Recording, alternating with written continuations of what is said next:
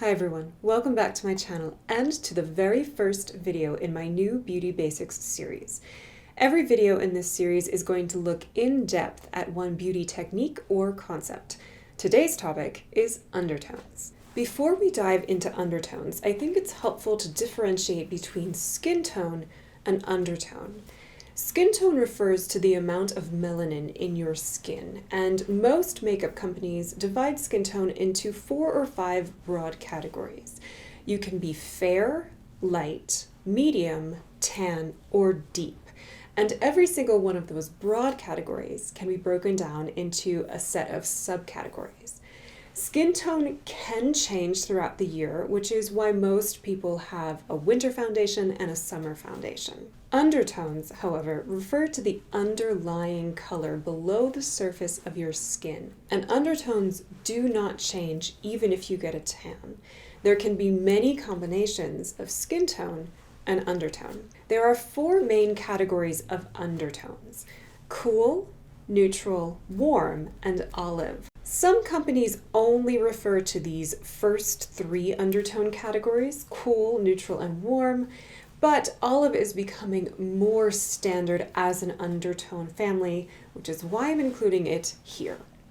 So what I'd like to do in this video is give you 10 different tests to determine your undertone. And this is coming from years and years of research and just struggles with finding my own undertone, because I actually do have a warm olive undertone and it took a long time to figure that out.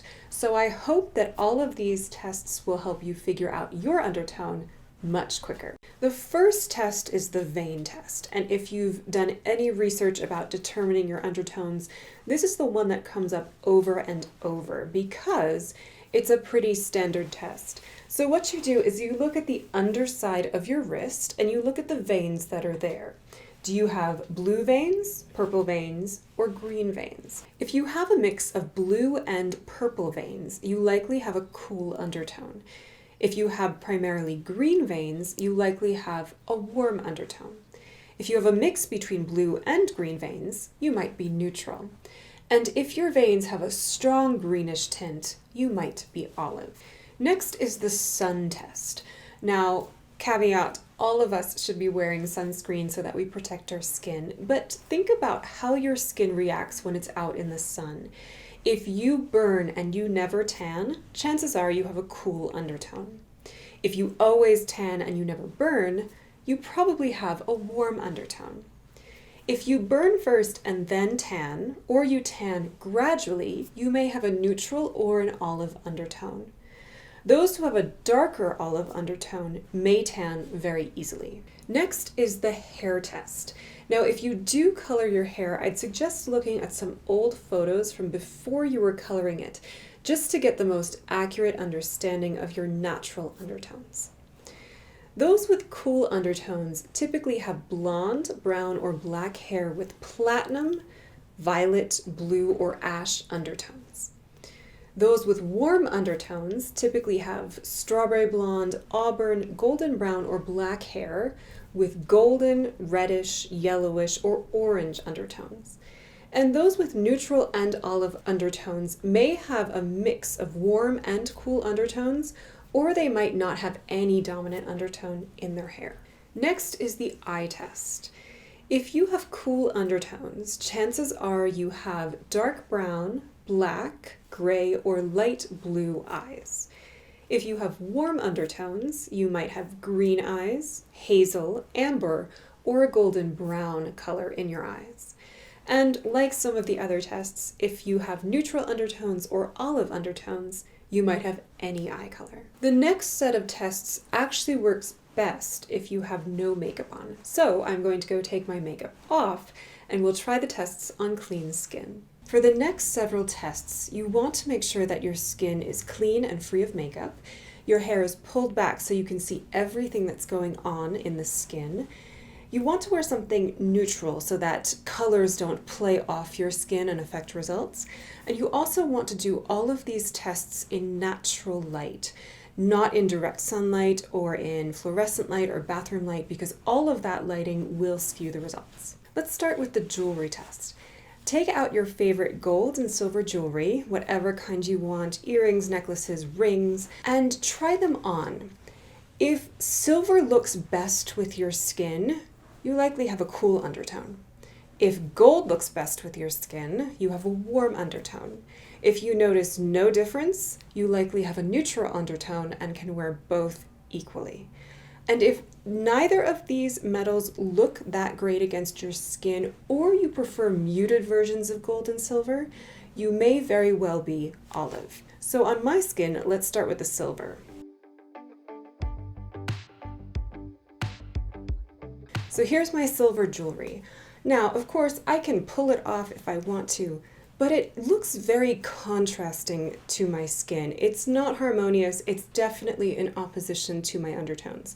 So right away from trying this on, I know I'm not cool toned. Let's try the gold.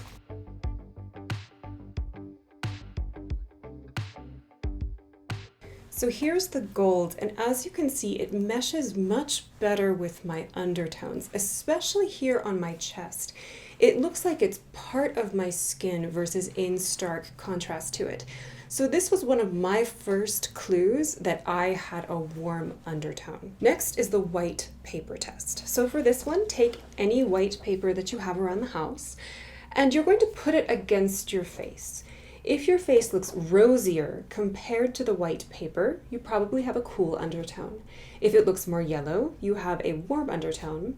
If you notice no difference when you have the paper next to your face and when you take it away, you likely have a neutral undertone. And if you see any green, you probably have olive undertones. Now, before I start with my white paper test, I want to point out that you can see I have some redness in this area of my face, and it actually goes onto my jawline as well and back. So this has skewed my personal results for years because when I hold this up to my face, I look rosy next to it. However, if I turn my face, you'll see that back here and up here, there's a much more neutral undertone, and if I put the paper next to it and include my neck, I actually see green undertones. So the paper test tells me I'm olive. The jewelry test so far has told me that I am a warm olive. Next is the white and black test. So think about if you prefer wearing pure white and pure black, or if you prefer off-whites and ivories as well as browns. If you prefer true white and true black, you might very well be cool toned. If you think off-whites and browns look more harmonious with your skin, you are likely warm toned. If you see no difference and you can wear either of the two colors equally, then you are likely neutral. And if you are olive, olive is a tricky undertone because some people look really good in white, some look better in off-white, and others prefer charcoal blacks or black browns. So what I'm going to do is hold up a few colors. I obviously am wearing an off-white ecru jacket, and I know that this is a color that works really well for my skin tone. I prefer off-whites. But I'm going to drape a few other colors so you can see what these look like. And draping is really common when you're doing color analysis and looking for your season, when you're looking for the clothing colors that work. So this works not only for makeup, but also for clothing. So I'm going to drape pure white, and as you can see, it's making my face look a little bit rosier, which we've already determined is going to happen no matter what because I do have redness. But it does look a little bit stark against my skin. When I get tanner, I can wear white and it looks really great, but when I'm at my normal pale self, it's not as good as when I'm wearing ecru and off-white. So once you've determined white versus off-white, you can determine black versus brown. So I'm going to drape black first, and I'll be honest, I don't notice a huge difference in my face with black. I think it brings out some of the redness in my cheeks, which I actually don't mind. I like that. It doesn't accentuate the redness here as much as some other colors, so I can get away with black and feel fine in it, which is great because I wear a lot of black. However, if I really, really want something that looks very harmonious with my skin, I will choose brown, and my favorite brown is a camel brown. So I'm gonna just hold this up. And you can see, especially if I turn my face and you see more of the color in my neck, it complements that color. It doesn't bring it out in a way that makes me look sallow or sickly. It just complements it and looks harmonious with my skin. Some people do like grays better, so I just want to show you what happens to my skin when I use gray. And I realized this yesterday when I pulled out my Hawaii shirt that I love so much, and I put it on and I was like, I look horrible. And it's because when I drape the gray over, it brings out my dark circles, which I don't really have dark circles that are very prominent, but it makes me look tired and it brings out the shadows in my face. So if you're looking at the clothing and saying, I don't see a difference, you might be one of those lucky ones that can wear any shade you want. Or if you're looking and there's a certain color that you just don't feel your best in, it might be bringing out the shadows and the grayness in your skin. Very similar to the black and white test is the clothing test. So think about the colors that are dominant in your closet. Are they blues, lavenders, pinks, creams? What are the colors that you gravitate towards? And also you can think about when people have given you compliments, and it could be some random stranger off the street. Do you remember what colors you were wearing that day? It might give you a clue to what colors best complement your undertones. If you have a cool undertone, you will shine in oceanic and jewel tones. Think sapphire and deep purple, emeralds, amethysts, and lavenders. Warm tones glow in sunset and earthy colors like yellows and reds, oranges, camels, olive greens, and deep turquoise. If you are neutral, you are lucky enough that you can wear any color that you want, though you might prefer more muted colors or colors in the middle of the color spectrum. Those with olive undertones can pull from both the cool and the warm spectrums of color, though they may prefer deep purples, maroons, dark teals, and navy blue. I'd like to show an example of this with pinks. I have a cool pink and a warm pink in front of me. I'm going to start with the cool pink. And when I drape this over, I look sickly. I look sallow. It drains all of the color from my face. This is not a good pink for me, hence why I probably never wear this top.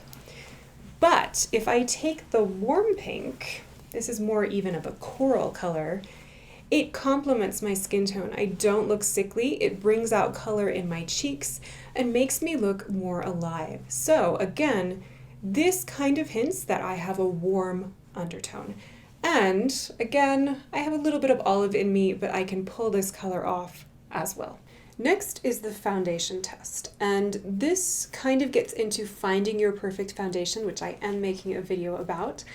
But this is if you have access to a foundation range that has cool, neutral, and warm undertones in it. And it's even better if it has olive and you think you might be olive. Or if you have a bunch of foundations that you know do not work, but you're keeping them in a drawer, go ahead and pull some of them out.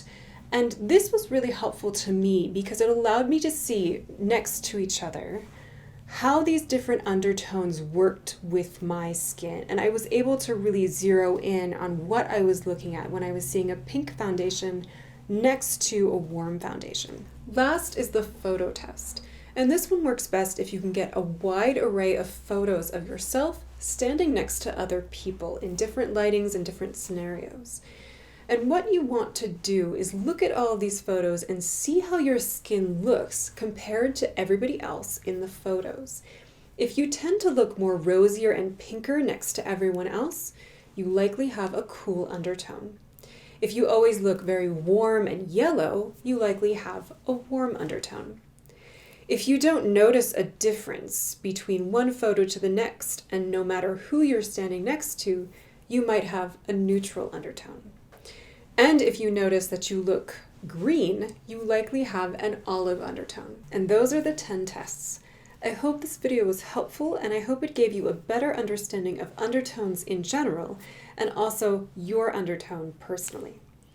Once you determine your undertone, it is so helpful in determining what colors will look best on your skin and what colors in clothing will look best, and it helps you pick the right foundation shade, which we will get to in the next video in this series. So if you did find this video helpful, please go ahead and give it a thumbs up, and please go ahead and subscribe so you don't miss any other video in this series. I hope you're having a wonderful day wherever you are, and I'll see you next time.